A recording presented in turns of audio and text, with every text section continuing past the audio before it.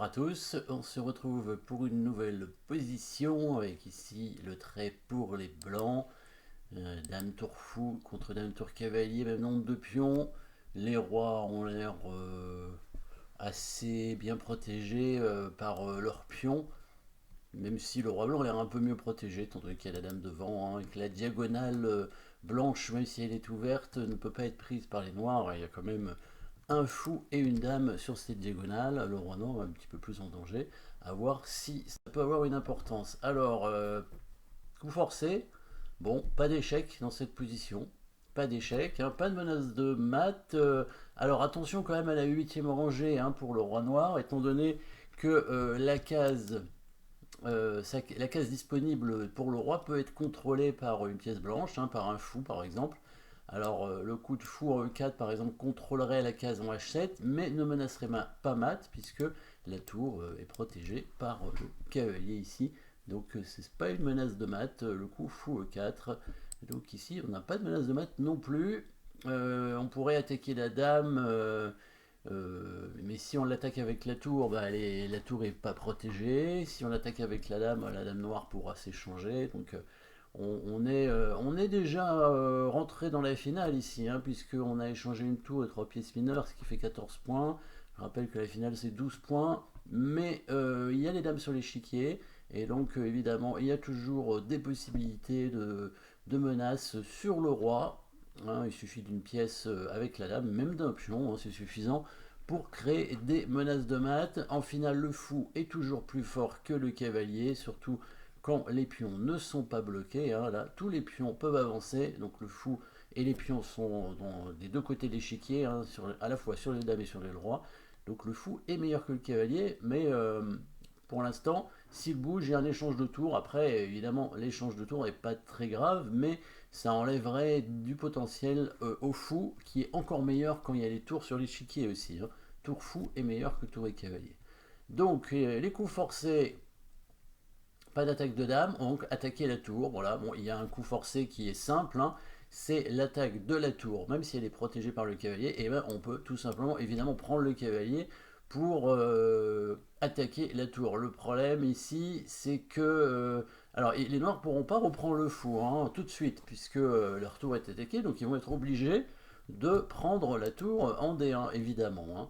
Donc fou prend cavalier, tour prend tour, évidemment si la dame reprend, il reprendra le fou maintenant, et bah, on a tout échangé, et là c'est vraiment une position équilibrée avec 5 pions et une dame de chaque côté. Mais il y a peut-être un coup intermédiaire, il y a peut-être un coup forcé qui arrivera au deuxième coup de la variante.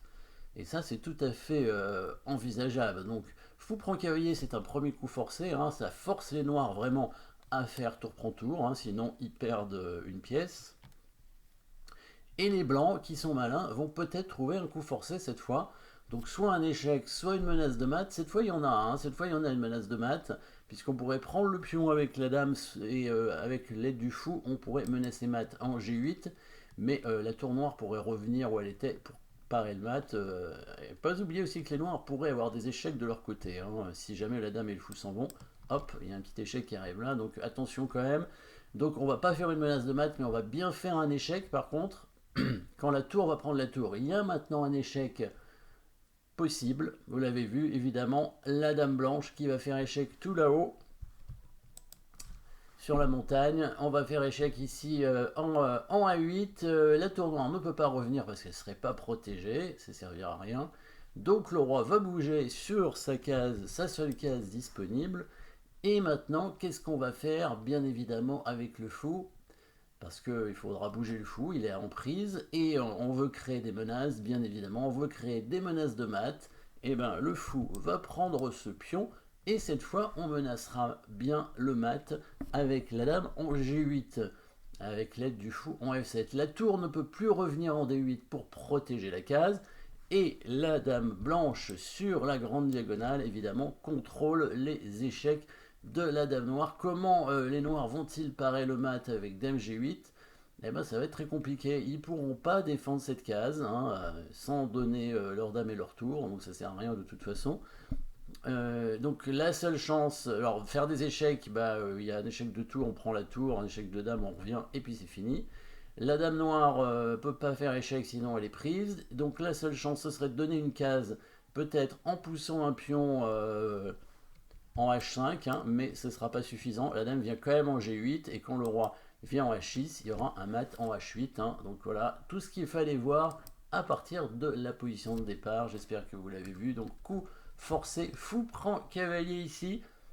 C'est une attaque à la découverte un peu hein, sur la tour en D8 non protégée maintenant puisqu'on vient de prendre le cavalier. Il ne peut pas reprendre le fou sinon la tour est perdue. Donc il est obligé de prendre la tour. C'est ce qu'il avait prévu. Et là on ne reprend pas la tour. On fait échec intermédiaire. Les noirs ne peuvent pas couvrir l'échec. Le roi est obligé d'aller en H7. Et là encore un coup intermédiaire. En fait, bon déjà quand on a fait échec avec la on ne peut plus prendre la tour.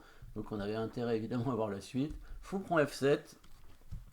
Menace mat avec dame G8, totalement imparable. Hein. Bon, les noirs peuvent retarder en donnant leur tour et leur dame, hein, en faisant des échecs bien sûr, mais ça n'ira pas loin. Hein. La tour peut faire un échec, le roi prend la tour, donc la dame fait échec, le roi revient. Voilà, tout ce que les noirs peuvent faire, et puis ils peuvent encore donner sa dame, mais il ne peut pas éviter le mat, et s'il pousse le pion, donc il est quand même mat, puisque même si le roi vient en H6, il est bloqué après par les pièces blanches. Donc petite combinaison simple, mais il faut le voir hein, évidemment.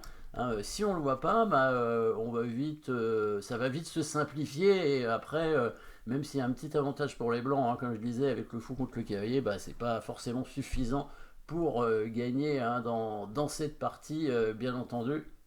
Hein, on est quand même dans une finale relativement symétrique hein, dans laquelle bon, il y a peu de possibilités pour réussir à créer des affaiblissements pour gagner la partie. Voilà, merci d'avoir suivi cette position. N'oubliez pas de vous abonner et à très bientôt.